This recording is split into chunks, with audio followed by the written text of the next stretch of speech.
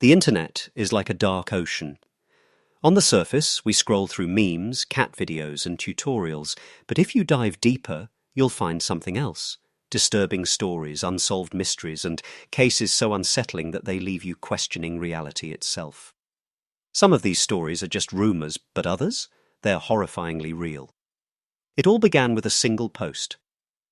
On the surface, Reddit is a place of endless chatter, memes, gaming discussions, and debates that stretch on for pages. But every so often, something surfaces that cuts through the noise, something that feels heavier, something that doesn't belong. In early 2012, an account appeared under the name YouThrowaway1775. The username already told a story. It was a throwaway, a temporary shell created by someone who didn't want to be identified.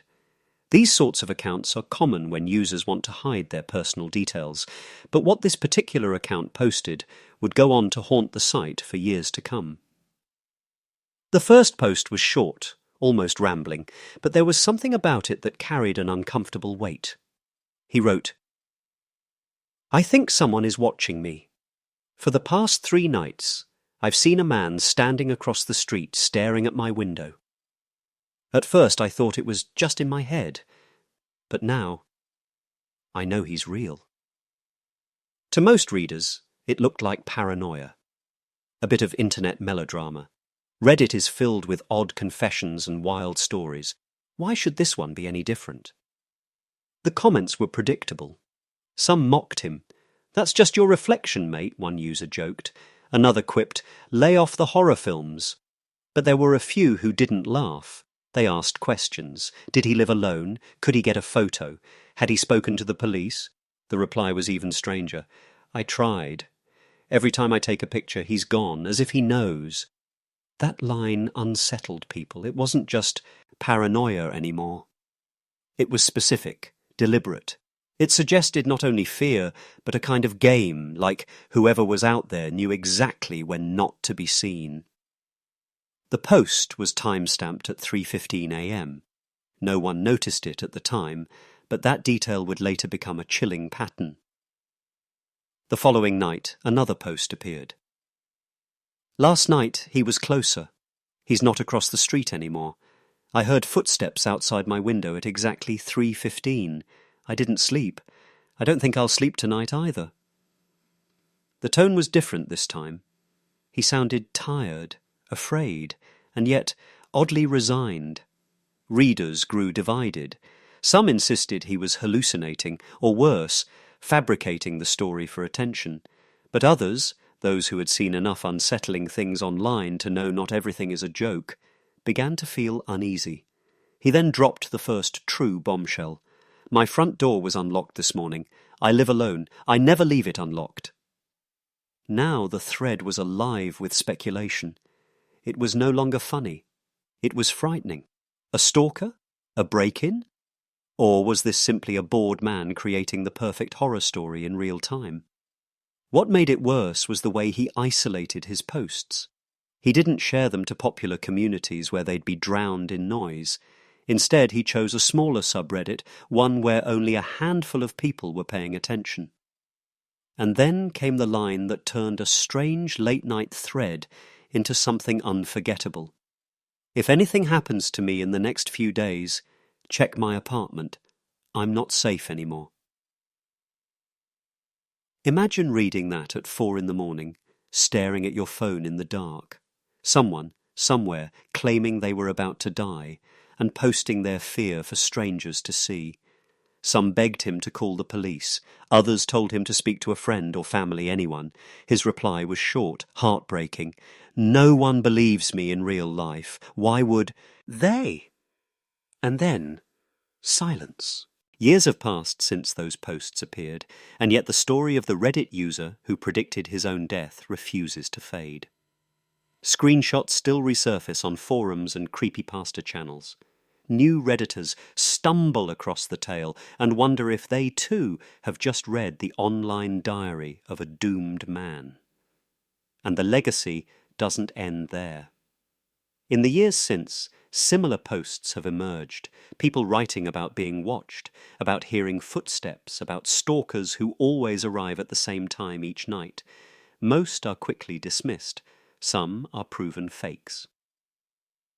But every so often one surfaces that feels too real, too specific. And the question returns, are these simply internet horror stories? Or are we casually scrolling past the last words of someone who won't live to post again? It leaves us with one chilling thought. The next time you're reading a late-night thread, alone in the dark, how will you know whether it's just a story or a cry for help? Because sometimes the internet doesn't just entertain, sometimes it witnesses, and sometimes it records the final words of the dead. By now the Redditor had gained a small but dedicated audience. They called themselves Watchers, as though they were collectively standing guard over him. But he didn't seem reassured. His tone grew darker, more resigned. "He's getting bolder," he typed one night. "I woke up and my phone was in the kitchen. I never leave my phone in the kitchen. I think he wants me to know he's been in here." Readers begged him to install cameras. One even offered to send him money for equipment, but he refused. His explanation was chilling in its simplicity. "Cameras won't help. He knows when I'm watching." Then came his most disturbing message yet. "If you're reading this, remember the time, always at 3:15. If something happens, that's when it will happen." The watchers panicked. Was this just a game to him? Or had they become unwilling witnesses to a real stalker closing in on his victim? What they didn't know was that his next post would be his last. Then, suddenly, the posts vanished. The entire account, "You Throwaway 1775," was deleted. Threads disappeared. Screenshots circulated, but the originals were gone. No explanation came from Reddit. Moderators claimed they hadn't removed anything. The community began to whisper about a cover-up. Some claimed to have seen extra posts that were now missing, posts that never appeared in the screenshots. Others swore they had seen comments from the user after the supposed final message, but none of this could be proven. It was as though someone had reached back into the internet and scrubbed the account clean. But why? If it was a hoax, why hide it? If it was real, why erase it? The uncertainty only fueled the legend. It appeared in the early hours like all the others. The post was only 2 words long. "He's inside." No explanation, no story, just those 2 words. And once again, the timestamp, 3:15 a.m. The subreddit erupted in chaos. Some thought it was the climax of an elaborate prank. Others were convinced they had just watched a man document the final moments of his life. The post stayed up for hours, gathering thousands of views and comments. People begged him to respond, to update, to tell them it was all a joke, but the account never spoke again. It was as if he had vanished. 3 days later, someone found a news article. It described a young man found dead in his apartment, in a city not far from where the Reddit posts were thought to originate. There was no sign of forced entry, no robbery, just a body. The police offered no details beyond suspicious circumstances. The description of the flat matched perfectly with the one hinted at in the posts. A 3rd-floor unit, a narrow street visible from the window, and, most disturbingly, a kitchen door that appeared to have been tampered with. The watchers were horrified. Had they really just witnessed a man foreshadow his own murder, live on Reddit? Some refused to believe it. Others became obsessed, digging through archives, piecing together scraps of information, trying to link the anonymous account to a real name. But the harder they searched, the stranger things became. The second post was strange, but by the third, things began to spiral. "I don't think he's outside anymore," the user wrote. "I think he's closer. Inside, maybe. Last night I heard my kitchen door creak open.